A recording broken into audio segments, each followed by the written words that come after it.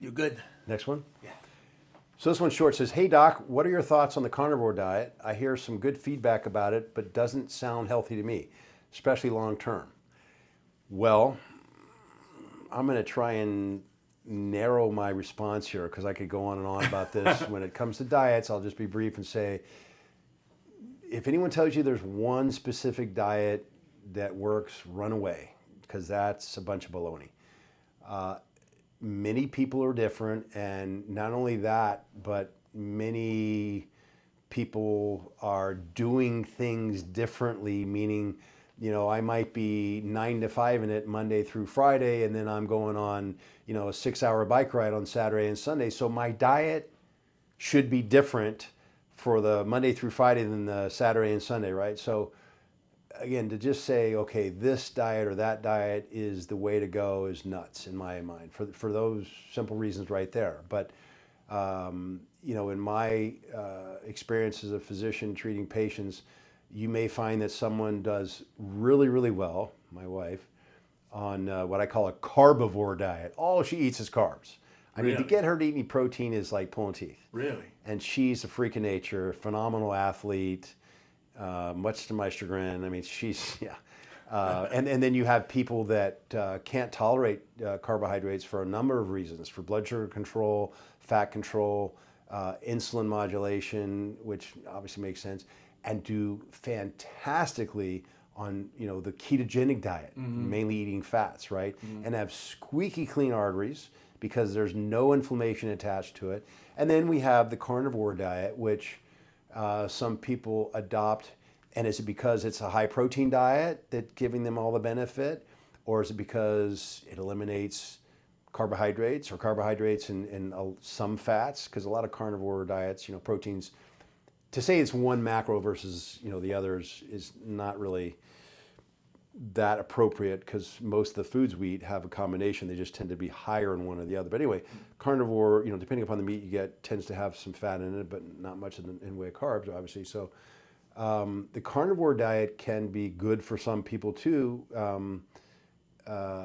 because of the high protein content, which I would argue, first of all, is achievable with other diets too. People think, well, the only way to get protein is meat, and we know that's not true. The joke about, vegan diets is, being asked 12 times a day, how do you get your protein? And we know that's a bunch of baloney. You can get plenty of protein with a vegan diet. I'm not promoting one or the other. I'm just saying it's not limited to just carnivore diets. But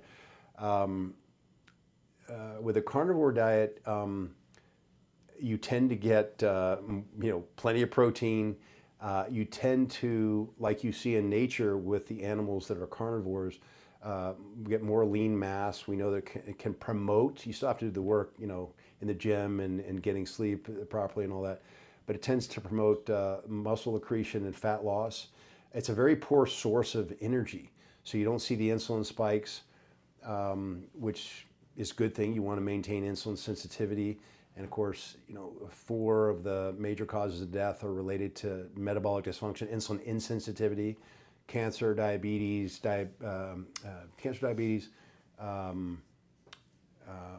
dementia or neurological disorders. Which one am I missing? I'll have to think about it when I don't think about it. But anyway, these are things that we can control. So again, because it's a poor source of energy and you're not having these spikes, it does tend to be fairly healthy. However, while you can get some nutrients, because those nutrients that the carnivore, that the animal's eating, are becoming part of the cells that you're eating. So you can get some of your nutrients that way, but you may not get all of them, and you're certainly not getting much in the way of fiber. And again, depending upon the individual, that might be more or less important. So for the health of your colon, you could argue maybe a carnivore diet, strictly carnivore, is not the best thing. Maybe it should be a meat and some vegetables diet that works best for you. But to say that it doesn't sound healthy, again, depends upon the individual. So I'm not going to go out and say one or the other. I would say that for the majority of people, which is different, we've done so many studies that show for the majority of people, the so-called Mediterranean diet tends to do pretty well at controlling, some of the morbidities that can occur from, things that we can control, including in this case the diet. So, and that of course includes a lot of vegetables with less meat, not quite, meat as a condiment, like some of the maybe like a Japanese diet, but you can find what level works best for you. And I would argue that the more athletic you are, particularly with endurance events.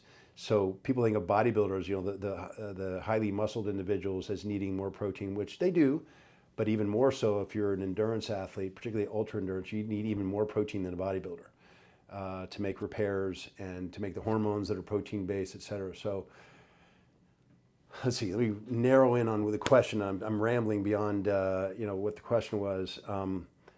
But yeah, so because it's an open-ended question about the carnivore diet, I wouldn't say it's necessarily bad or good. It depends upon the individual and finding out what works for you and why. Again, so for body composition control, carnivore tends to work pretty well. For management of metabolic function, it tends to work pretty well. And I will add that as we get older, it looks like we need more protein than we were younger. So it probably is a good idea to at least lean more toward, I don't have to call it a carnivore diet, but a little bit higher protein diet as we get older. I'm going to go back to, what am I missing when I talked about metabolic dysfunction? Diabetes, coronary artery disease, cancer, and neurological disorders, okay? So going back to the insulin sensitivity, carnivore diet should work to one's benefit to improve insulin sensitivity and avoid those 4 major causes of death. Awesome. Remembered it by the end. All right, cool. Thanks, Doc. We have an extension to the last question that wasn't asked on camera. It was asked as soon as the camera was shut off, so I'd like to bring that to the fore here. Jen? So the question is, doesn't your body need the fiber to break down the protein? No, you actually don't need fiber to break down protein. The protein's broken down in the stomach, starting in the stomach anyway, with stomach acid. And the fiber is used, if anything, more for moving the contents of the carnivore diet through the GI, moving through the digestive tract, giving yourself some bulk to your stool, and it can also help, there's a lot of good reasons for fiber, making, short chain fatty acids, or helping to, and the like, but it's not essential to digest protein, but for a lot of people, it is very important for the bowel health. Keeping the right, what we call flora, the microflora of the intestines in the right balance. It's amazing though, and you hear arguments to all sides, the body is what's amazing and how it adjusts. I've heard that typically within about 4 days in a relatively healthy person's GI tract, you can change the bacterial balance significantly just by what you eat, not by slamming a bunch of probiotics. I'm not saying that there's sometimes not good reason to use probiotics, but you can change it just with your diet very quickly. And your body finds workarounds, as it has had to apparently through evolution when we didn't just go to the store and pick out fresh vegetables all year round because they were being imported from below the equator. We were stuck with whatever we got, and if it was there, we could eat it. If it wasn't, you couldn't until next season, so the body adjusts. So to answer your question again, you don't need fiber to digest protein, but it can be very beneficial to someone who's eating a high-protein diet. All right. So this one's a long one. It says, "Good morning, Dr. Ann. I would like to start by thanking you for informative videos." Thank you for the thank you. I would have to say that I am pretty active. I'm a pretty active person. I weightlift 7 days a week in the evenings and 30 minutes of cardio first thing in the morning, 7 days a week. I'm 5'5", approximately 165 pounds. My blood pressure has been normal or maybe just a little bit elevated while taking pre-workout supplements, intense workouts, etc., but nothing ever really to worry about. Recently, I started Anavar for the first time. I've used several pro-hormones in the past, along with MK677, still taking, and have great results. Blood pressure was never an issue. The first 2 weeks of Anavar, I was fine, and then my blood pressure went to an average 200 over 80. Wow. Went to my doctor, good, to get checked out. His resolution was blood pressure medicine, which I did not agree to. I then went to my heart doctor and had an EKG done, as well as went over all of my vitamins and supplements that I currently take. The heart doctor says I have no issue, but my primary doctor seems to think I have high blood pressure. Well, that's a problem. After 3 weeks of Anavar, I stopped taking it. My blood pressure went pretty much back to normal after 2 weeks. I think that told me what the high blood pressure was from. But my question now is, I was taking 50 milligrams to start. Should I start at a low dose, 25, and monitor my blood pressure? Could it be that my dose may just be too high? Thank you very much for your taking your time to help. Have a great weekend. Okay, so that blood pressure is, pretty high. What I don't know is when that blood pressure reading was taken. I joke with patients all the time that there's a big difference between high blood pressure and hypertension, one being temporary and one being chronic, to make it easy. And if you're not 180 over or 120 on your way to the gym, turn around and go home. You're not ready for a good workout. That's not hypertension necessarily. That's just, hey, I'm heated, I'm ready to go, I'm excited. And what we call a pulse pressure, the difference between the high and the low, the 200 over 80, can be because you're excited, can be because you're in pain, okay, but 200 over 80, that's a pretty big spread. Can things like a pre-workout drink, which is loaded with what we call a sympathomimetic, something that revs you up, can that do that? Absolutely. But that should be temporary. Otherwise, how do you sleep, right? And that's the rub. That's what's important, is that while these are temporary blood pressures, and it's pretty high, it should come back to what we would consider normal or within normal limits of, say, 120 over 80 when you go to sleep at night. And therefore, it's not considered pathological. It's not a problem because, just like working out. If all you did was heavy squats all day, which would be hard to do anyway, your legs are going to get hammered. They're going to become twigs because they can't deal with all that damage, right? Same thing with the blood pressure. Brief spurts of, high blood pressure could actually be considered good for you. Certainly what you were doing to get it high like that, if it was exercise and not, getting pissed at someone in traffic, is good for you and worth it. But chronically high blood pressure comes with, I won't give people a blood pressure lesson, but there's so many issues with the vasculature, kidneys, that you don't want it to be chronically high. Duh, we all know that. The fact that it looks like this person went to a cardiologist and got the okay, I don't want to start anything, but a cardiologist, the heart doctor, is the expert, not the primary care physician. Doesn't mean primary care physician doesn't know his or her stuff, but I will make a presumption that the cardiologist knows better because that's his or her specialty. So I would side with the cardiologist. What's not clear here is, when the cardiologist was seen versus when the primary care physician was seen. Mm-hmm. Were you still taking oxandrolone? Were you not? Which is a good segue to, yes, in some cases, I've definitely seen individuals who start an anabolic steroid like a DHT derivative, Anavar, oxandrolone, Winstrol, stanozolol, tends to rev some people up. Even testosterone replacement on a very, very few, less than a handful I can count, maybe even fewer than 3.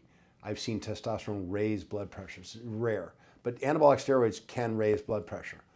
But then you go back to, well, is that a pathology? No. It's a reaction to taking this medicine. It tends to leverage your personality. I always say that, right? So if you were a jerk to begin with, it makes you more of a jerk. Mm-hmm. If you, excuse me,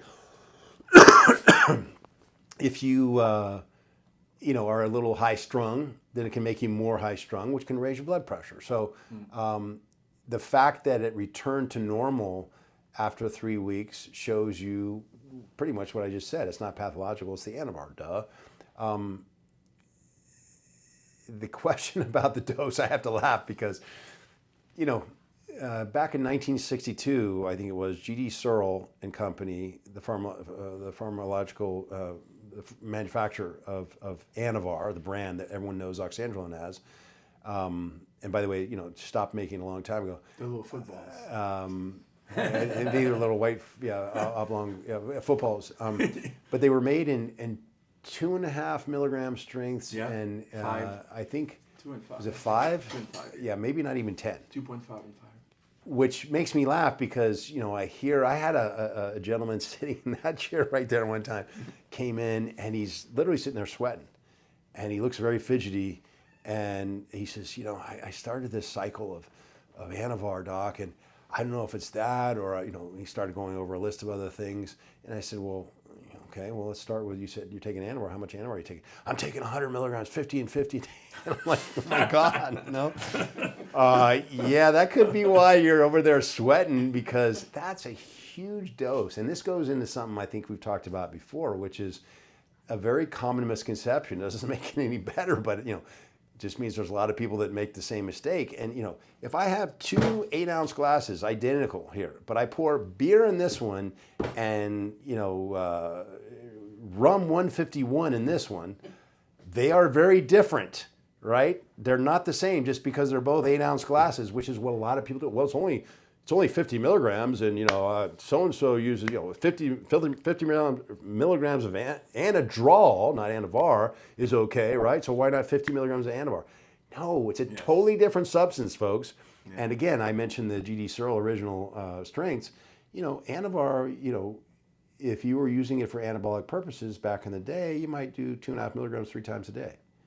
That's 7.5 milligrams, not 50 or 100. So with that, and I'm not making fun, it's just, this is, well, I would argue this is the reason why you want to talk to someone who's a physician or someone who's knowledgeable in this field, because, this is the kind of stuff that you might pick up on the internet. And yeah, I'm sure there's many people, like the gentleman who was in the office, who get away with this. Didn't get it from me, by the way, but suffer, unfortunately, unnecessarily. So that could be a big problem if you were taking 50 milligrams a day.